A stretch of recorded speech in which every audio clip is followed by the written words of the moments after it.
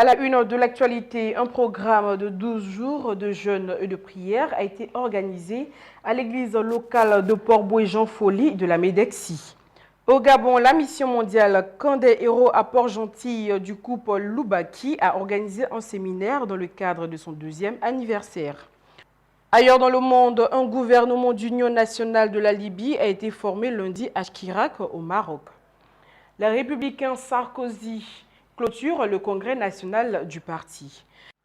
Mesdames et messieurs, bienvenue et nous sommes ravis d'être en votre compagnie. Nous ouvrons ce journal en religion.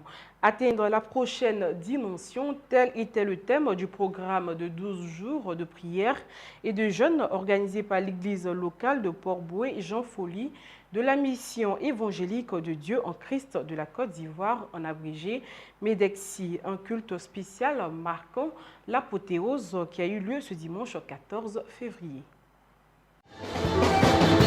Par des scènes de joie et d'allégresse, le peuple de l'église locale de Port-Bouët-Jean-Folly de la mission évangélique de Dieu en Christ de Côte d'Ivoire a exprimé sa reconnaissance à Dieu qui lui a permis d'accomplir 12 jours de jeûne et de prière. 12 jours de pénitence certes, mais aussi 12 jours de prière d'impact dont les résultats sont ici visibles.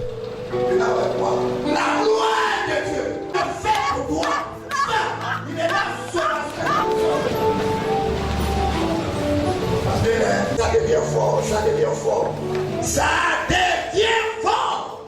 Du 1er au 12 février, les fidèles de la Médecine ont cherché la face de Dieu. Et cette période a été marquée par 12 jours d'enseignement intense, sous le thème central « Atteindre la prochaine dimension ». Pour le pasteur Théa Blaise, pasteur de la Médecine de Port-Bouët-Jean-Folly, l'expérimentation de la foi est la preuve de l'atteinte de la prochaine dimension. Si un certain nombre de détails, c'est parce qu'il veut nous faire comprendre qu'il y a des miracles qui vont arriver dans la vie de quelqu'un ici, qui vont susciter un doute et des questions. Dis-moi Amen.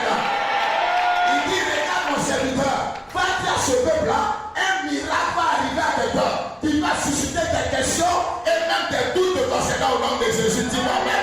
Parce que personne n'arrive à comprendre comment est-ce que Pierre a marché sur l'eau. L'eau n'est pas devenue solide, Pierre n'est pas devenu léger. Mais comment est-ce que Pierre a marché sur l'eau? Simplement parce que quelqu'un a parlé. Je vais dire à quelqu'un ce soir, ton miracle va créer des doutes, ton miracle va créer des questions que les gens vont se poser.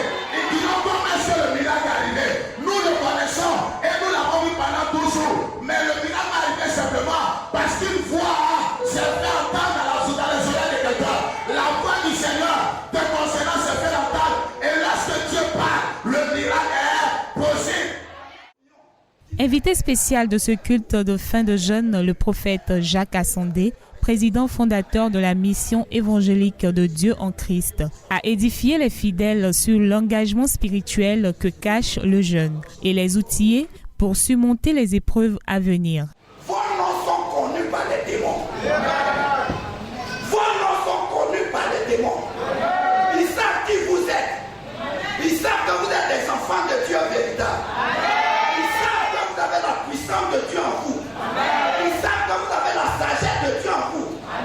C'est pour cela ne vous négligez plus. Parlez avec insistance, avec autorité aux démons. S'il y a une situation qui vous emmène, que vous n'aimez pas, parlez à la situation.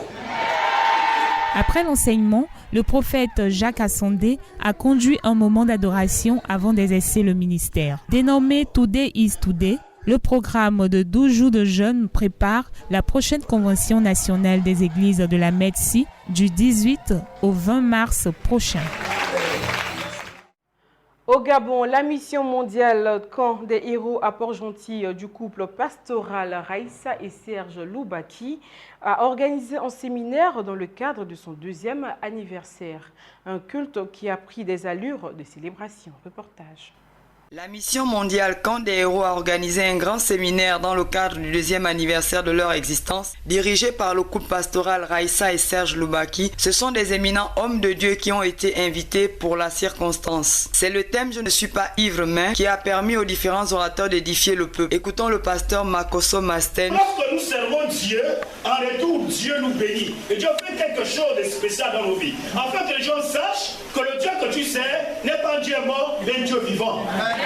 Il y a des situations que tu traverses, sorciers de ta famille ont libéré les sorts, mais parce que Dieu veut se manifester dans ta vie. Amen. Dieu est partout, mais Dieu ne se manifeste pas partout. Alléluia. Et Anne avait compris qu'en allant à l'église, vraiment, c'était le temps favorable pour lui. Amen. Et le ciel était dégagé pour elle. Elle pouvait recevoir de Dieu quelque chose. Amen. Et toi, tu cherches ta consolation où? Auprès des hommes? Non, tu seras déçu. Amen. Anne avait choisi la bonne résolution d'aller auprès de Dieu. Amen. C'est pourquoi nous devons faire confiance à Dieu. Peu importe les mots, peu importe les situations, nous devons faire confiance à Dieu. Au temps convenable, il agira. Puis, celui qui se lève et les démons se taisent par la grâce de Dieu a enseigné les chrétiens sur les 4 éléments dont Dieu a besoin pour agir dans la vie du chrétien. Suivons le révérend Abélard Kiendo. Premier élément, tu as donc besoin des noms de Dieu pour parler sur ta vie. Est-ce que quelqu'un me comprend ce matin?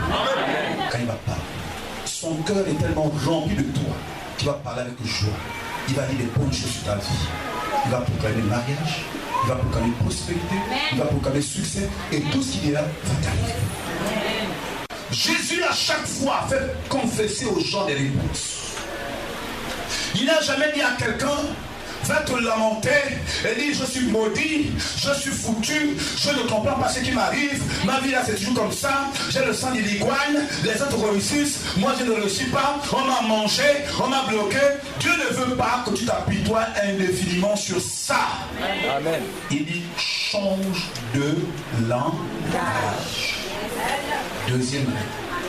Les moments se sont poursuivis par l'exercice du ministère, puis le partage du gâteau qui symbolise les 2 ans d'existence a été partagé par tous. Les temps ont été clôturés par un concert au micro de Béni TV, les leaders de la mission mondiale Camp des Héros à Port-Gentil au Gabon. Ici, on a fait déjà 2 ans depuis qu'on a commencé. Donc le message, c'était un message puissant que Dieu a permis pour cette église. Je bénis l'Éternel pour tout ce qui s'est passé. Toujours au Gabon, s'adressant au peuple prison, la prophétesse Priska Ikwakwa a prêché sur les 4 dimensions de la délivrance pour une liberté totale, lors d'un séminaire qui s'est tenu à l'Acropolis de Port-Gentil. C'est par d'intenses prières que le séminaire de la prophétesse Priska Ikwakwa a démarré, avant que la servante de Dieu ne développe son thème du jour, les 4 dimensions de la délivrance pour une liberté totale. Qui devait ton Seigneur, ton Sauveur, une première délivrance sauvée. Alléluia. Tu guides de la mort éternelle à la vie éternelle. Alléluia. Et tout ceci se passe dans le spirituel. Alléluia. Alléluia. Vous savez, nous allons laver notre mentalité. Amen. Ma mentalité sera lavée ce soir.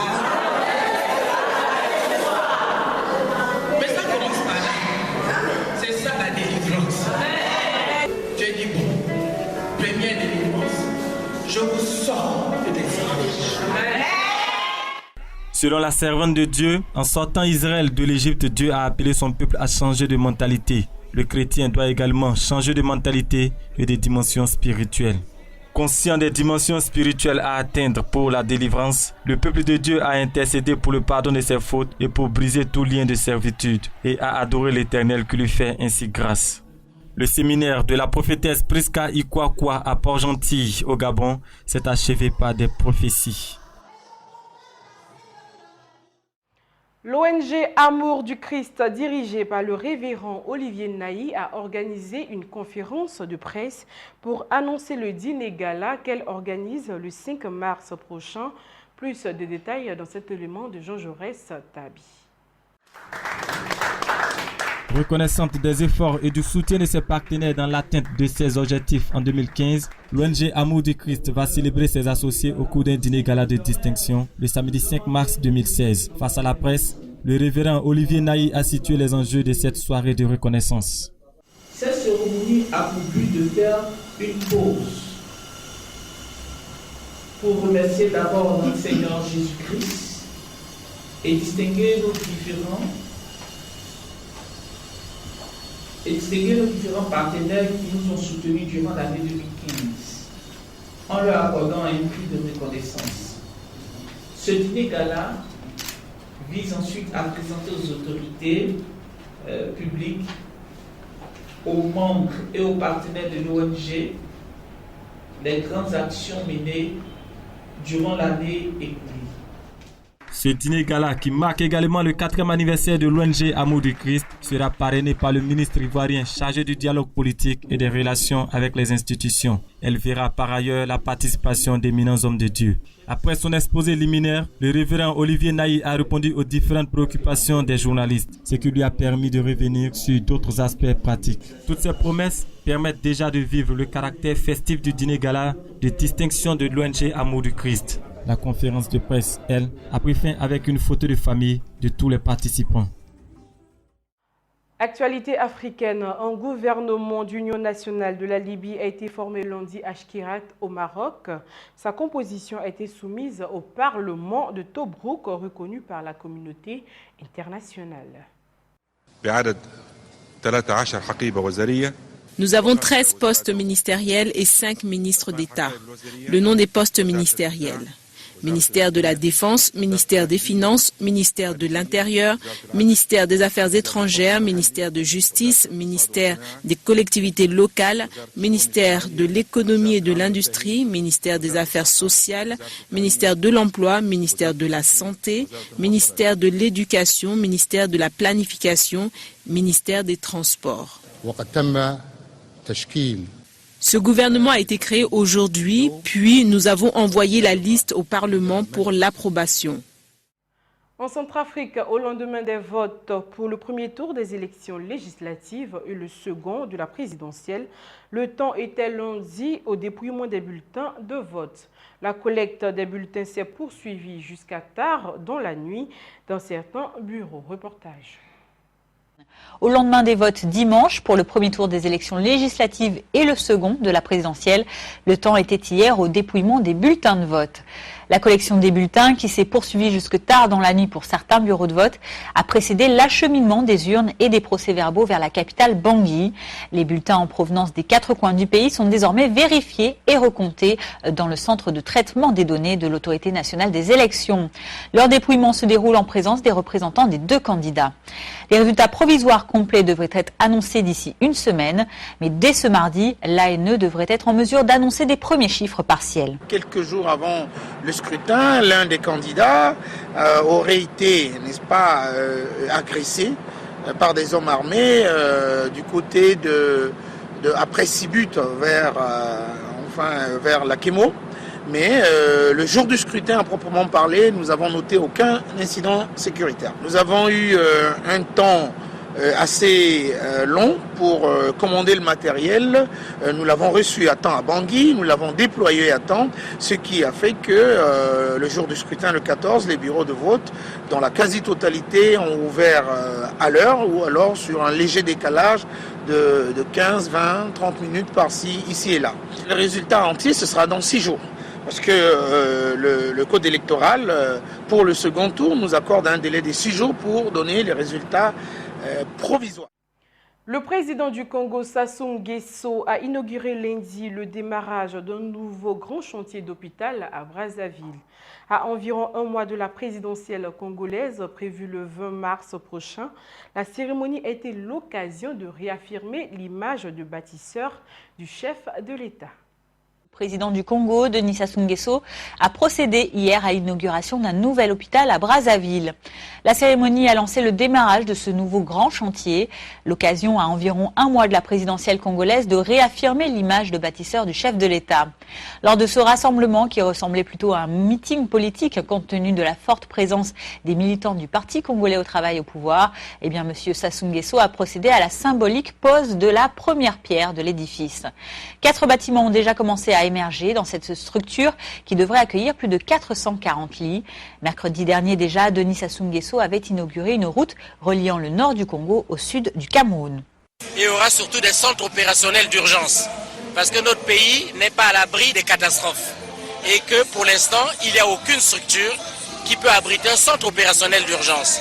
Donc en collaboration avec les secteurs publics que nous représentons, il faudra voir avec la gamme des hôpitaux généraux en cours de construction, avec le CH en cours de modernisation, je crois qu'il y a moyen de faire qu'il y ait des paliers qui fassent que cet hôpital réponde aux besoins des populations, non seulement des militaires, mais aussi des civils. Bon, je tiens à vous rappeler qu'il y a 25 ans, nous avions un centre de radiothérapie au niveau de l'hôpital général et les patients provenaient de RDC, de Centrafrique, du Gabon, du Cameroun. Donc on était déjà une destination médicale. Il faut restaurer cette destination dans le contexte de la modernisation actuelle. Puis il faut surtout faire un effort pour offrir aux populations des soins de qualité. Au niveau de ce nouvel hôpital, un centre de transfusion sanguine propre aux armées. Vous savez que nous participons aux missions extérieures, nous avons des pertes et nous ne pouvons pas continuer à attendre que le sang vienne du centre de transfusion sanguine. Il nous faut avoir notre propre centre de transfusion sanguine. Comment différencier un zèbre d'un autre en observant leurs rayures à l'aide d'un logiciel spécifique qui peut identifier leur code-barre naturel? Cela a permis de mener à bien le tout premier recensement dans la savane du nord du Kenya, les zèbres de Grévy, l'espèce de zèbre la plus menacée d'extinction. Comment différencier un zèbre d'un autre? En observant leurs rayures à l'aide d'un logiciel spécifique qui peut identifier leur code-barre naturel. Cela a permis de mener à bien le tout premier recensement dans la savane du nord du Kenya des zèbres de Grévy, l'espèce de zèbre la plus menacée d'extinction. Leur nombre a été divisé par 6 en 30 ans. Il y a très peu de zèbres de Grévy, affirme une membre de l'association protectrice de cette espèce. Du coup, à chaque individu qui est tué pour sa viande ou pour le braconnage, par exemple pour leur peau, ce qui arrive assez rarement aujourd'hui, eh bien, cela a un impact important sur la population des zèbres de Grévy. D'après l'association de défense des zèbres de Grévy, c'est la première fois que la science fait appel aux citoyens pour recenser l'espèce. 50 véhicules transportant des équipes de chercheurs, de défenseurs de l'environnement et de bénévoles ont pris en photo tous les zèbres de Grévy qu'ils voyaient avec des caméras équipées de GPS. Pour analyser les résultats et estimer la population de zèbres dans tout le pays, le recensement va utiliser un nouveau logiciel appelé Hotspotter, conçu par l'université de Princeton aux États-Unis.